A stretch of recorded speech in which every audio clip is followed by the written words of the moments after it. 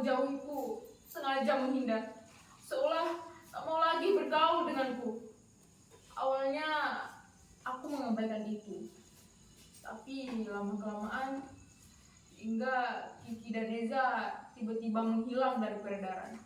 Mereka sudah tidak mau lagi bergaul denganku. Apa arti dalam persahabatan itu? Tak berguna. Iya, Mak, sebentar. Obat yang Mak pesan sudah saya beli di warung.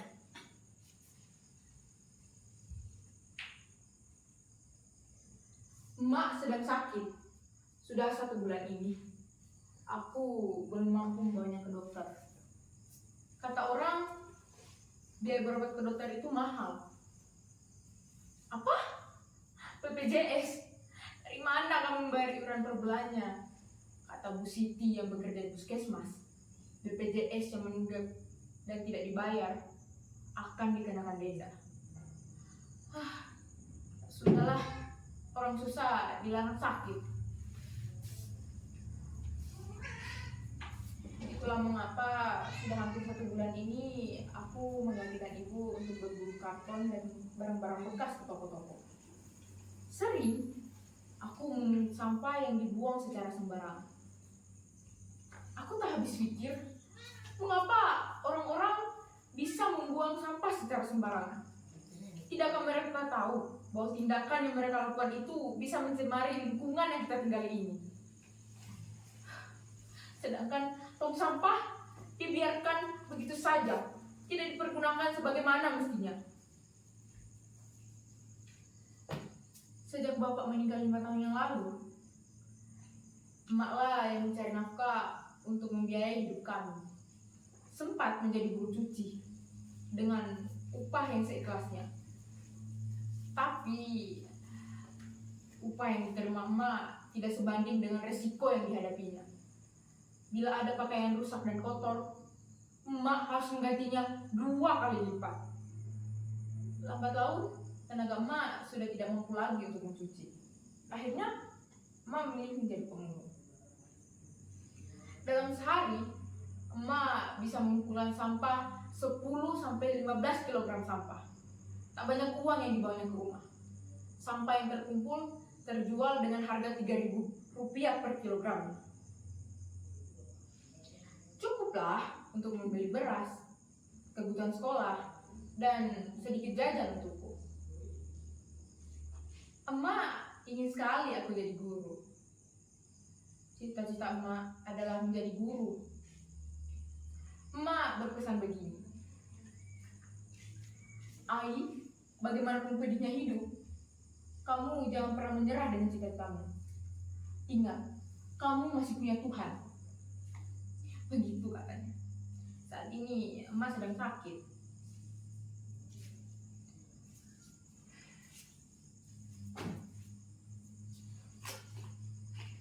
Kalian pasti bertanya, dari mana aku bisa mendapatkan handphone Android ini?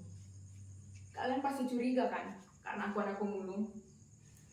Baiklah, aku akan sedikit bercerita.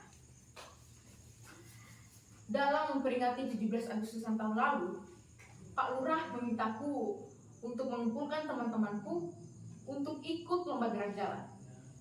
Aku ditunjuk sebagai kepala regu. Meski awalnya ragu, tapi kami berusaha dengan keras.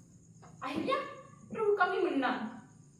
Jadi, sudah jelas kan asal-usul handphone ini? Ini adalah bonus dari Pak Lurah.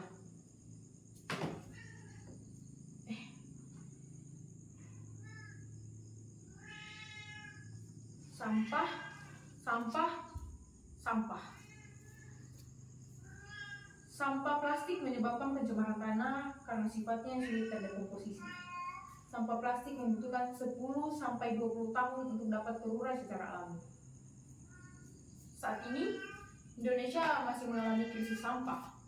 Konsumsi penduduk setiap tahunnya terus meningkat, tetapi kesadaran untuk memilah sampah tidak ikut meningkat.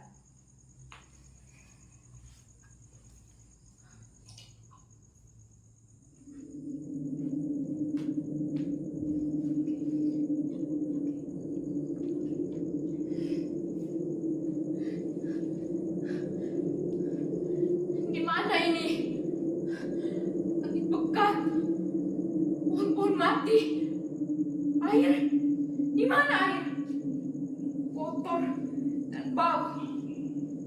Lihat kedua mata orang itu. Mata mereka memerah. Kulitnya mengelupas. Jangan mendekat. Jangan mendekat. Pergi. Pergi. Hah.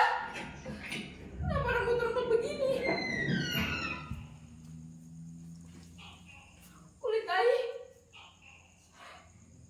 Kulit tai melepuh. Ah. Panas. Tenggorokan. Tak bisa bernafas.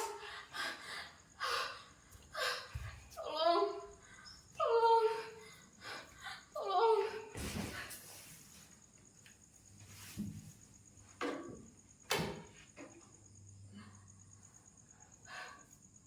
Apakah ini firasat bahwa tangan kecil ini harus melakukan sesuatu?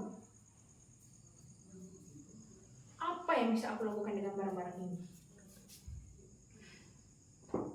Aku pernah mengikuti pameran daur ulang. Di pintu masuk ada spanduk yang bertuliskan,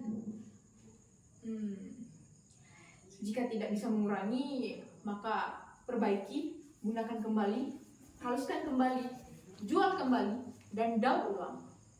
Aku masih ingat tulisan itu.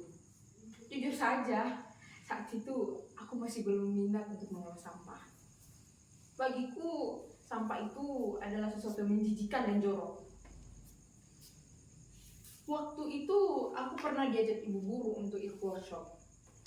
Di sana diajarkan bagaimana memilah barang-barang yang sudah tidak bernilai menjadi sesuatu yang bernilai dan dapat dijual.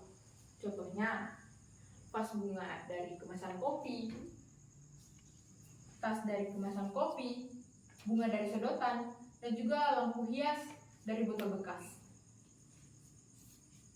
Dan harganya pun jika dijual akan pantas untuk didapatkan.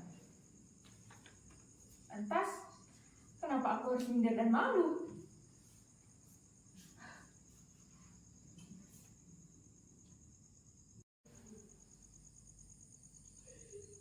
Aku baru saja mengantar emak pergi ke dokter. Penyakit emak harusnya mendapatkan penanganan khusus, tapi emak bersikeras ingin pulang. Dokter pun tak banyak bicara, dia hanya menginstruksikan berapa kali emak harus minum obat dalam sehari. Aku pun tak sempat untuk menanya-nanya. Tatapan emak mengisyaratkan bahwa ia ingin segera dibawa pulang. Oh iya, Lingga, Kiki, Eza hari ini berjanji untuk datang ke rumah. Ternyata mereka tidak benar-benar meninggalkanku. Lingga, Kiki, Eza, we are the best friend there forever. Tuhan, terima kasih sudah mengembalikan hari-hari baik kepadaku.